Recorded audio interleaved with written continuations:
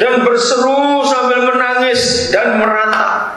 Semuanya meratap sekarang di dunia. Celaka, celaka kota besar yang olehnya semua orang yang mempunyai kapal di laut telah menjadi kaya oleh barangnya yang mahal, sebab dalam 1 jam saja ia sudah binasa. Nah, ayat 20 ini yang saya jadikan pegang. Jangan ada hamba Tuhan ataupun gereja yang mendoakan krisis ini berakhir. Itu melawan Tuhan. Lihat, bersukacitalah atas dia, atas Babel, atas sistem dunia diruntuhkan. Siapa suruh bersukacita? Hai surga. Siapa yang di surga? Kita. Aneh, dunia menangis, kita suruh bersukacita. Maka itu jangan mendoakan ini, gak bisa. Jangan suruh Tuhan menurunkan dolar lagi. Amin. Awas menurut Tuhan dolar turun ya. Surga harus bersukacita. Dan kamu, siapanya? Orang-orang kudusnya, utusan-utusannya, dan hamba-hambanya, nabi-nabinya. Karena Tuhan telah menjatuhkan hukuman atas Babel. Karena siapa? Karena gereja. Sampaikan ini kepada semua orang, untuk kita beda dengan mereka yang di dunia ini. Kita harus berbeda dengan mereka. Gak usah tanya, kalau itu bisnis apa? Gak usah tanya, jalan yang ada dulu ini. Kerjakan yang ada dulu. Hari-hari ini banyak orang telepon saya, SMS saya, boleh gak saya tambah investasi? Boleh gak begini?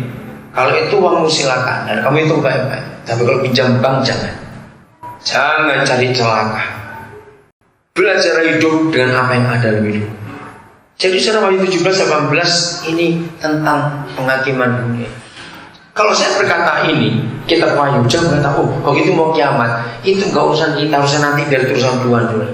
Jangan ngomong kiamatnya dulu. Yang penting kita jadi berkat buat orang-orang di sekitar. Amin. Kemarin masih ada orang diskusi dengan saya, tapi pengangkatannya kapan? Nah, bicara pengangkatan lagi, itu digobrol lagi. Kenapa gereja kalau bicara akhir zaman tidak mau berbicara tentang satu yang penting? Pemerintah surga akan dulu. Kenapa nggak bicara itu? Akhirnya tersulit kemarin mereka harus bicarain. Jadi jangan sibuk kapan diangkat, sibuklah mempersiapkan pemerintahan ini. Betul nggak? Kan doa Bapa kami jelas, datanglah kerajaanmu. Berarti kan ada pemerintahan di bumi. Dan begitu banyak ayat dalam Alkitab yang bicara tentang pemerintahan Yesus di bumi. Banyak sekali. Kalau sempat saya tunjukkan ayat-ayatnya. Mengapa kita nggak sibuk itu? Saya beri contoh begini. Orang dunia ternyata lebih cerdas, lebih berhikmat daripada kita orang Kristen. Saudara, lihat Indonesia, lihat Amerika. Dalam apa yang kita lihat? Amerika perusahaan pemilihan presiden, Indonesia akan tahun depan.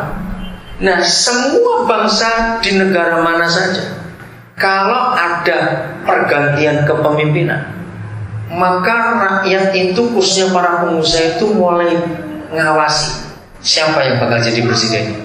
Kenapa? Terus berani nyumbang untuk kampanyenya. Kenapa? Cepat jawab. Oke, supaya dapat fasilitas. Oke, bahasa yang betul adalah supaya nanti terlibat dalam pemerintahan itu. Kan itu tujuannya. Nah, seharusnya begitulah gereja. Ketika Yesus mau datang, lalu kita tahu dalam kitab suci bahwa pemerintahan atas dunia akan dipegang oleh Yesus Tuhan kita dan oleh gerejanya. Harusnya itu sibuk mempersiapkan diri. Lah kok sibuknya mengungsi semua.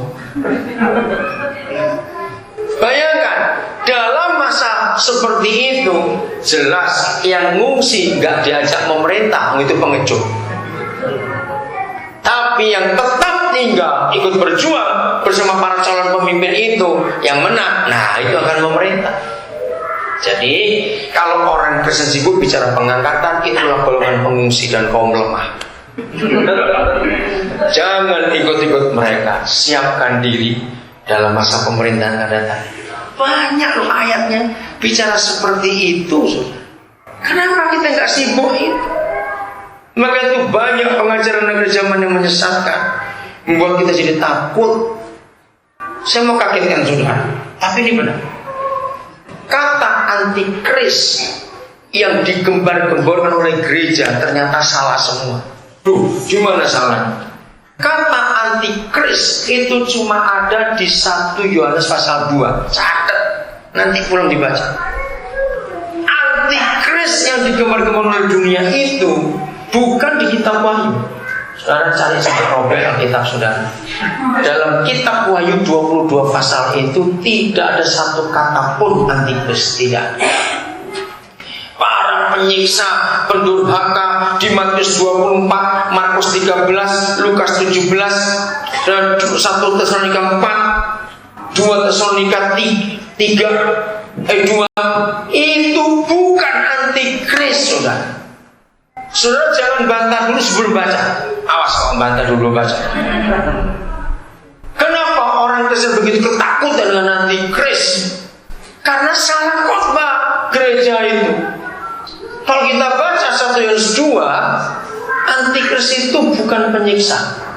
Antikris itu orang Kristen, tapi anti pengurapan. Anti Kristus, anti yang diurapi. Jadi mereka itu nggak jahat. Sebab Yohanes berkata, dia sudah ada dari dulu di antara kita. Tapi yang di kitab Wahyu, peperangan siksaan itu bukan antikris. Itu memang kuasa dunia di akhir zaman ini. Nah, kuasa itu yang akan ditiadakan oleh Tuhan Yesus. Jadi beda cara kita melihatnya itu. Ya jangan sibuk dengan antikris. Saya ulangi lagi, antikris hanya ada di 1 Yohanes pasal 2. Enggak ada di tempat lain antikris. Sedikit Yesus di Matius 24, tapi bukan si penganiaya itu. Maka ketika gereja khotbah menakut-nakuti, hati-hati kamu. Kalau nggak diangkat, kalau kamu nggak sungguh-sungguh, nggak rajin berdoa, nggak rajin ke gereja, nanti kamu disisa antikris. Terus kita ditakut-takuti, enggak. Ayo kita lihat kebenaran ini secara benar. Oke, saya sebutkan dulu beberapa ayatnya. Masih kitab Wahyu. Saya mulai dengan Wahyu 1 ayat yang ke-6. Saya akan coba urut. Wahyu 1 ayat yang ke-6. Jadi Bapa membuat ini semua supaya kita itu menyelamatkan dalam peperangan di negara manapun juga. Maka yang menang, yang berperang itu tugasnya melindungi rakyat. Nah kita ini dipanggil jadi berkat untuk melindungi rakyat ini. Jangan mengungsi semua. Tunggu di sini untuk kita jadi berkat. Wahyu 1 ayat yang ke-6. Dalam bahasa Indonesia ada salah terjemahan yang fatal sekali. Dan yang telah membuat kita menjadi apa? Nah ini 1000% salah. Bukan suatu kerajaan. Dan anak domba itu sudah membuat kita menjadi raja-raja dan menjadi apanya? Imam bagi Tuhan Bapaknya. Bagi dialah kemuliaan dan kuasa sampai selama-lamanya. Tadi bacakan bahasa Inggrisnya. Kalau saudara punya bahasa Mandarin, punya bahasa Jawa, punya bahasa Itali, bahasa apa saja, terjemahnya yang bisa. Ya, etna. Nah, kingdom, salah juga berarti. Kings, made us as kings, menjadi raja. Itu terjemahan apa? NIV atau apa? NIV. Kita ini dibuat jadi raja. Kings ya, to be kings. Iya, catatan kakinya ya, catatan kakinya betul. Ya, istri saya bawa yang King James. Kita lihat pasal 5 ayat yang ke-10. Sama, tapi terjemahnya salah dalam bahasa Indonesia ini. Wahyu 5 ayat yang ke-10. Jadi ayo saudara, dalam masa genting seperti ini, masa gawat seperti ini, kita membiarkan Tuhan bekerja dengan caranya sendiri untuk menjadikan kita berkat buat banyak orang. Ayat 10 Wahyu 5.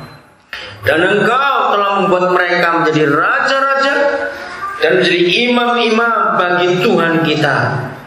Ayo baca sama-sama kalimat terakhir.